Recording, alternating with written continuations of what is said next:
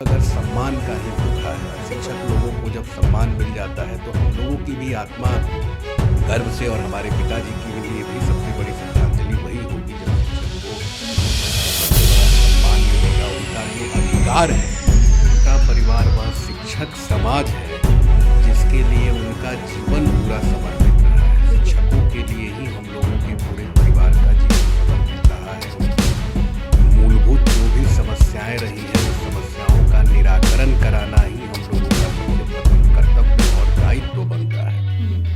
उनके निधन के बाद मैं लगातार इन जिलों में गया, सब शिक्षकों से मैं मुलाकात कर रहा हूँ।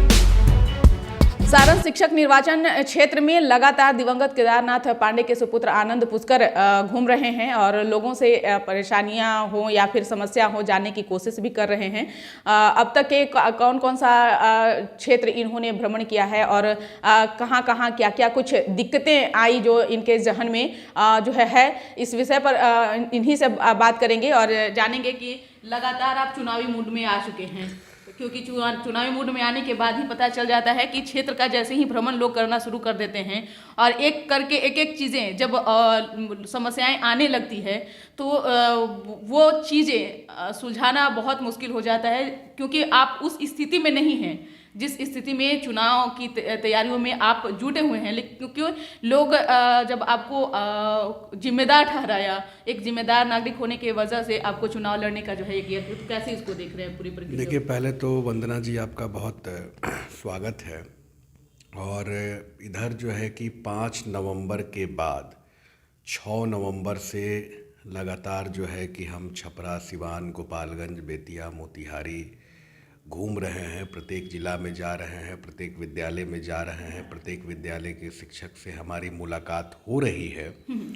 और मैंने भी संकल्प लिया है, क्योंकि हमारे पिताजी भी बराबर इस बात को चर्चा करते थे और कहते थे कि आपके 2 परिवार हैं। एक परिवार वह है जो आपके साथ घर में है और दूसरा परिवार वह शिक्षक समाज है जिसके लिए उनका जीवन पूरा समर्पित रहा है। शिक्षकों के लिए ही हम लोगों के पूरे परिवार का जीवन समर्पित रहा है। उनकी मूलभूत जो भी समस्याएं रही है, उस समस्याओं का निराकरण कराना ही हम लोगों का सबसे प्रथम कर्तव्य और दायित्व बनता है। उनके निधन के बाद मैं लगातार इन जिलों में गया, सब शिक्षकों से मैं मुलाकात कर रहा हूँ, सबसे मुलाकात भी हो रही है। सब लोग जो भी अपनी समस्याओं को कहते हैं वो तुरंत समस्याओं को हम लोग बात करते हैं, उनकी समाधान कराने की हम लोग भरपूर कोशिश करते हैं। क्योंकि मैंने भी अपने पिता को वचन दिया है कि जो भी हमारे पिता के अधूरे कार्य रह गए हैं, जो अधूरे संकल्प उनके रह गए हैं, वह संकल्पों को पूरा करना मेरा सबसे बड़ा दायित्व है। क्योंकि हर निश्चित तौर पे एक सवाल यहाँ पे हमारा रहेगा कि जिस तरह से आप लगातार क्षेत्र का भ्रमण कर रहे हैं तो शिक्षकों की जो समस्या है आए दिन बढ़ती ही जा रही है, घटने का नाम नहीं ले रहा है। तो अब तक के क्या क्या परेशानियां दिखी जैसे क्षेत्र में आप गए होंगे? हम क्षेत्र में गए तो परेशानियां तो हमारे पिताजी जो कार्य कर रहे थे उनका ही देन रहा है कि जो नए शिक्षकों को कुछ उपलब्धि मिली है, उनका ही संघर्ष का परिणाम रहा है। कई वर्षों से उन्होंने संघर्ष किया है, नए शिक्षकों के लिए उन्होंने संघर्ष किया है, नियोजित शिक्षकों के लिए किया, मदरसा के शिक्षकों के लिए किया, संस्कृत के शिक्षकों के लिए किया, महाविद्यालय के शिक्षकों के लिए उन्होंने बहुत संघर्ष किया है। और वही संघर्ष का परिणाम है कि उनकी समस्याओं का निराकरण भी उन्होंने सरकार से कह के करवाया है। माननीय मुख्यमंत्री जी की भी बहुत अहम भूमिका रही है, उन्होंने भी नए शिक्षकों को बहुत चीज़ें दी है। लेकिन कुछ कार्य और भी रह गए हैं जिसके लिए वो लगे हुए थे, जो प्रायोरिटी बेस पे जो वह कार्य था, जिसकी सबसे बड़ी प्लानिंग उनकी थी कि पंचायती राज व्यवस्था से हम नए शिक्षकों को अलग करके उनको राज्यकर्मी का दर्जा हम देंगे। यह हमारे पिताजी का ही संकल्प रहा है। उस संकल्प पे लगातार वह कार्य भी कर रहे थे और यह कार्य उनका शेष रह गया है। पुराने पेंशन को लागू कराना हो गया, अन्य जो भी मूलभूत समस्याएं हैं, वित्त रहित शिक्षकों के भी अनुदान विगत कई वर्षों से लंबित पड़े हुए हैं और हम लोग की मांग रही है, हमारे पिताजी की भी सोच रही है और लगातार उसमें लगे थे कि घाटा अनुदान लागू कराना, सरकारीकरण कराना, वित्त रहित शिक्षकों का भी लंबित अनुदान के लिए मैं आनंद किशोर जी के पास में गया, जाके उनसे मिला और हमने कहा भी कि जो 8 वर्षों से लंबित अनुदान पड़े हुए हैं, यथाशीघ्र अनुदान उनका देना चाहिए, क्योंकि बहुत स्थिति खराब हो रही है।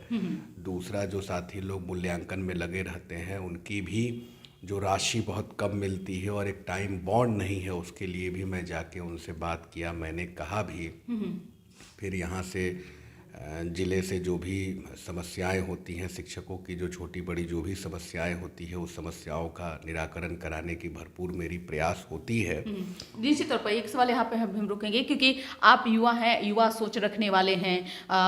पापा का जो तो आपका कार्यशैली था, वो सब लोग उसे मतलब कहीं ना कहीं उनको सपोर्ट ही मिलता था, उसे कभी वो किसी को नाराज़ नहीं करते थे। लेकिन युवा सोच के साथ जब आप परेशानियों को देख रहे हैं, समझ रहे हैं, तो क्या लगता है कि आपने कब क्या क्या वहाँ पे लगा कि नहीं, यहाँ को इसको ऐसे नहीं ऐसे करना है, इसको ऐसे नहीं ऐसे करना है, तो क्या क्या चीज़ें लग रही, जैसे लग रही होती है ना कि चीज़ें पहले जो कुछ भी हुआ उन चीज़ों से आप कोसों दूर चले गए इस मायने में, क्योंकि पिताजी का आपका जो कुछ भी कार्यशैली रहा वो उनके अनुसार रहा, लेकिन कहीं ना कहीं युवा जो सोच रखता है, वो जो युवा होता है उसका अलग ही एक थॉट होता है, एक अलग ही एक होता है, तो उसके तहत आपको क्या लगता है? देखिए, हमारे पिताजी को हम लगातार बिहार विधान परिषद में 20 वर्षों से देख रहे थे। उसके पहले से भी हम लोग लगातार उनको देख रहे थे, उनकी कार्यशैली को हम देख रहे थे, शिक्षकों की आवाज़ किस तरीके से वो बिहार विधान परिषद में उठाते थे।